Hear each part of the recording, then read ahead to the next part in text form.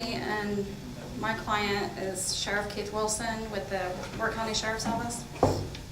And the issue I will be discussing is something that many law enforcement officers face on a daily basis, and that is what they now call negative ATP, or attitudes toward police.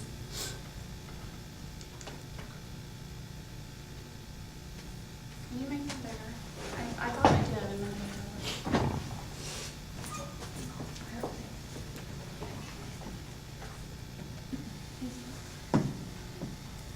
In today's society, we get much of our knowledge, or what we perceive to be knowledge, of crime in the criminal justice system through some type of media outlet, whether it be newspapers, blogs, the 6 o'clock news, Facebook, Twitter. We seem to be content with secondhand information. The favorite view of policing is greatly in part by a police relations strategy. This is how they see themselves. 3 roles performed by police officers in their law enforcement obligations are law enforcement, order maintenance, and service. Police are entrusted with a fair amount of authority by society, and society demands and expects a good deal from them. These actions are what we would typically expect of an officer conducting a stop or a visit. Approach the citizen in a professional and courteous manner. Get rid of the us versus them mentality. Identify the reason for the stop or visit. Explain the circumstances or outcome of the encounter.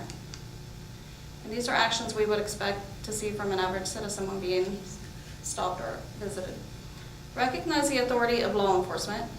Do not become defensive or aggressive. Allow the officer to explain the stop and visit, and to further investigate and question. Do only as the officer directs you to do.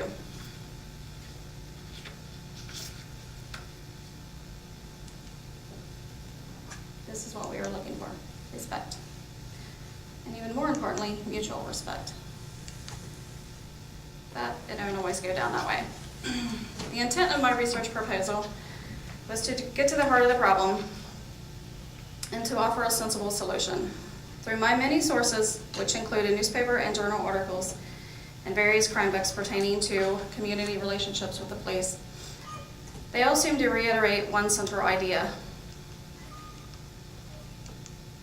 Youth tend to hold more negative attitudes toward police than adults. Juvenile behavior is less predictable than adults, and most oftentimes they show less respect for law enforcement. In 2005, juveniles accounted for approximately 2.1 million arrests in the United States. They were responsible for 16% of all arrests of violent crimes and 26% of all arrests for property crimes. And that is just statistics for arrests. You can imagine how many crimes go unsolved.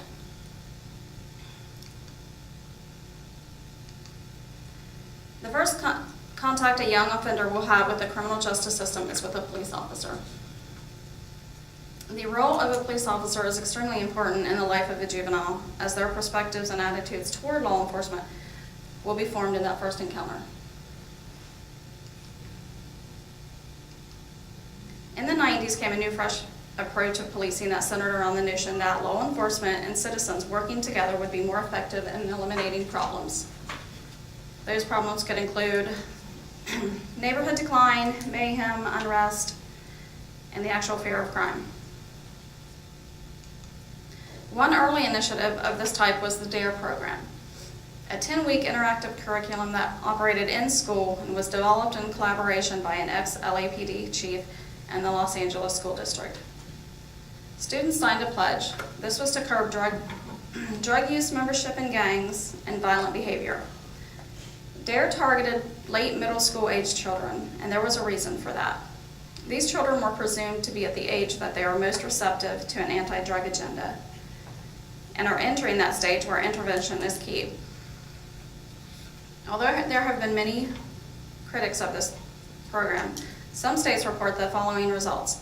Less alcohol use among DARE students. They had a larger belief in pro-social norms. They had more positive relationships with the community, the schools, and the police. DARE operated on a budget of $10 million in 2002, down to $3.7 million in 2012. SROs, or school resource officers, was another initiative of this policing tactic.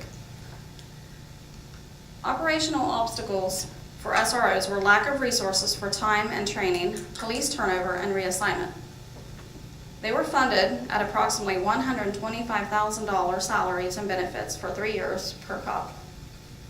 Since 1999, COPS grants have awarded over $750 million to employ 6,500 SROs to 3,000 grantees. There are more other programs on a smaller scale, such as youth ranches, badges for baseball, which is where police and officers, sheriffs, are paired with children, and they form baseball teams. In Chicago, lawyers bring teens and police together to discuss risky encounters. In Mobile, Alabama, police and FBI workshops to prevent encounters with police from becoming disastrous. Philadelphia and New Orleans have mayors who create strategies to decrease distrust and frustration that give rise to demonstrations. Also in Philadelphia, there is a police athletic league and a youth commission, both allowing opportunities for law enforcement officers to interact with the young. And also in Mobile, Alabama, there are federal and local law enforcement creating a program to help teens avoid tense encounters when approached by officers. In-school training includes mock scenarios. Supportive communities, even poor communities, can keep at-risk individuals from offending or reoffending. The earlier in life an intervention is introduced, the more likely it will have an effect. While doing research, I accidentally came across an article that was actually intended for students and their teachers, but I thought the concepts fit perfectly with children and police officers as well. And they went something like this. Students are extremely sensitive, so that they may perceive as extremely sensitive to what they may perceive as unequal treatment. Conflict grows, trust issues develop. When students are served well, they develop a sense of self-worth. Students who believe in themselves feel confident and successful and become more cooperative and willing to share their ideas and opinions with others, and even willing to recognize others' accomplishments. Students who are in supportive environments develop a positive sense of self and usually avoid violence, drug use, and alienation of other teens. Supporting students includes building on their strengths and focusing on strengths to help them to be more resilient from teen pregnancy, violence, and dropping out of school. Students of all ages have a strong need to belong. Teen culture must be respected. Only negative features of teen culture, such as drugs, violence, and theft, should be opposed. Students need to be recruited and encouraged to support positive things. Students gain more self-worth when receiving recognition, approval, appreciation, and respect.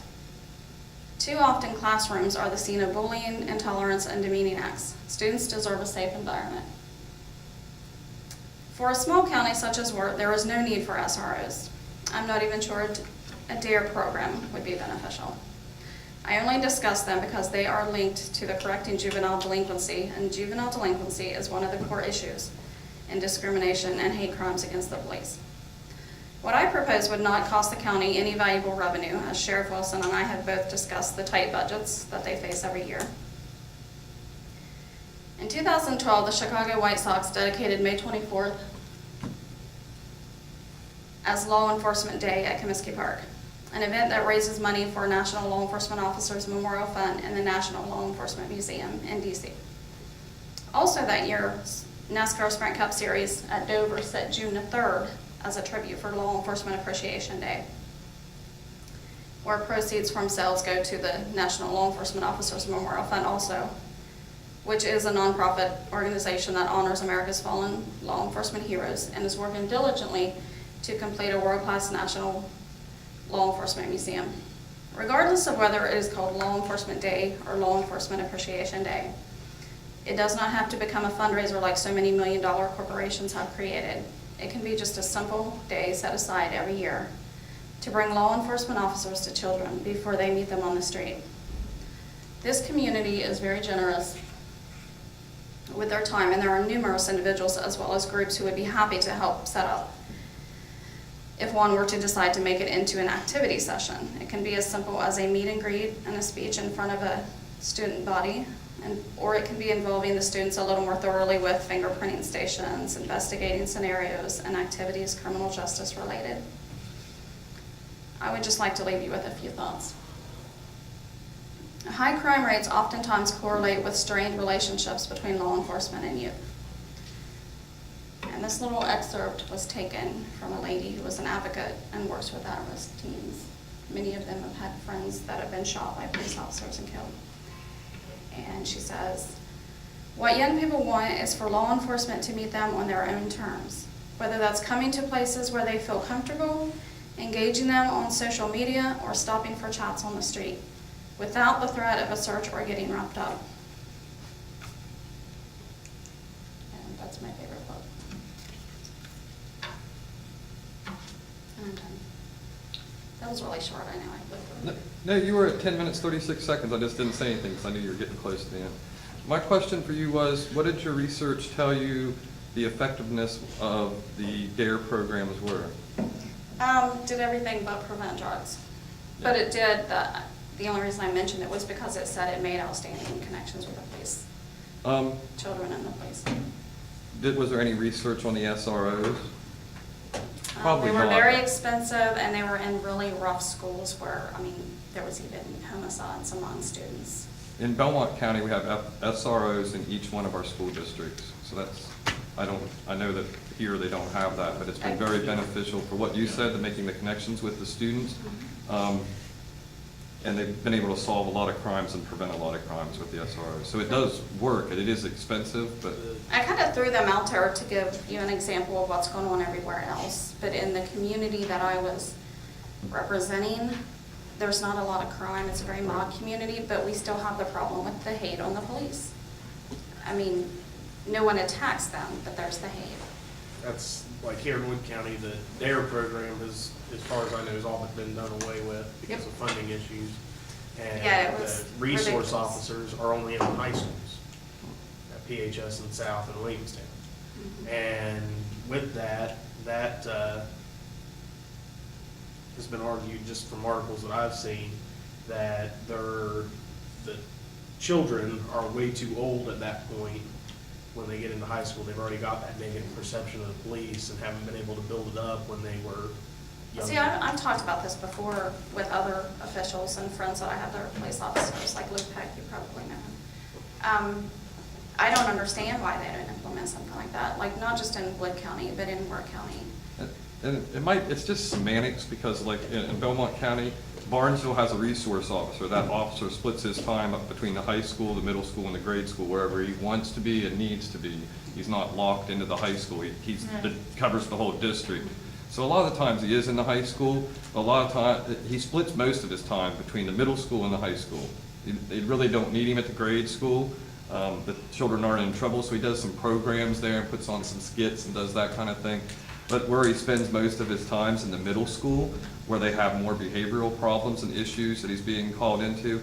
And by the time he gets to high school, he's more like a friend, and he goes to the football games and the basketball and the cheerleading, and you'll see him at different events with the high school kids. But and I only know the Barnesville officer spends a lot of time at the middle school, and when I was talking to him, a lot of the resource officers in the county spend most of their time at their middle schools because that's where they have the conduct and issues and problems that are most prevalent. I mean, my 13 years in the public school system, I only had one police officer come and visit, and I can still remember his speech. He did a speech on drugs for the most part, and he told a gory story at the end about somebody he knew really well that just kept, he wouldn't stop. And he said he found him like on a street